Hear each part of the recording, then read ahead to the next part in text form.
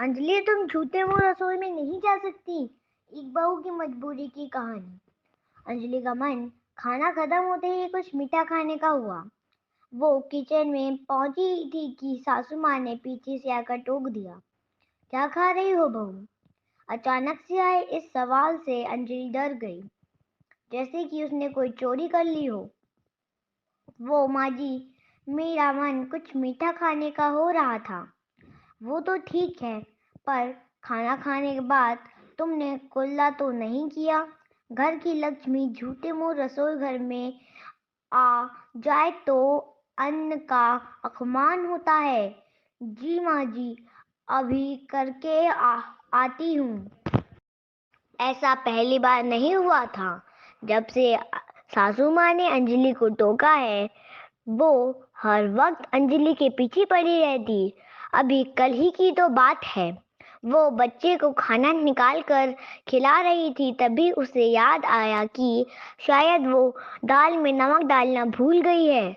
उसे दाल जरा सी चखी ही थी कि दरवाजे पर दूध वाले ने घंटी बजा दी। अंजलि दूध लेने दरवाजे पर गई ही थी कि पीछे से आकर सासू माँ ने उसे टोक दिया। बहू, तुमने अभी दाल चखी, कम से कम कुल्ला तो कर लिया होता। अंजलि को गुस्सा तो बहुत आया, मगर वो मन में सोच कर ही रह गई। अंजलि की शादी को 3 साल हो चुके थे। वो हर प्रकार से संपन्न और खुशहाल थी। अगर कमी थी तो बस एक बात की कि उसकी सासू माँ हर समय उसे टोकती रहती थी। सासू माँ धार्मिक औरत थी और उनका मानना था कि कुछ खाकर बिना कुल्ला किए चीज छूने से वह झूठी हो जाती है। अंजलि की जिस दिन से शादी होकर आई थी, वह इन सब नियमों का खूब अच्छे से पालन कर रही थी और विशेष रूप से ध्यान भी रखती थी। पर जब से मुन्ना हुआ था, वो काम की जल्दी में भूल जाती और फिर सासू माँ उसे पल पल पर टोकती रहती। कभी कभी तो अंजलि को गुस्सा आता और कभी उसकी सोच पर हंसी भी आती। उसका कारण था सासू माँ के बहू के लिए बनाए गए नियम अलग और घर के मर्दों के लिए बनाए गए नियम अलग। अंजलि के देवर को बिस्किट नमकीन खाना बहुत पसंद है। अक्सर वह काम से आकर सीधे रसोई में जाकर डिब्बे में से निकालकर खाना शुरू कर देते। पर मजाल है क्या सासू माँ उसे कुछ भी कह बोल सके। अंजलि के ससुर जी जब भी कोई सब्जी लेने बाजार से लाते, तो आधी से ज्यादा सब्जी तो रास्ते में ही उनके पेट में चली जाती और उसी झूठे मुंह से वह रसोई में आकर रख देते।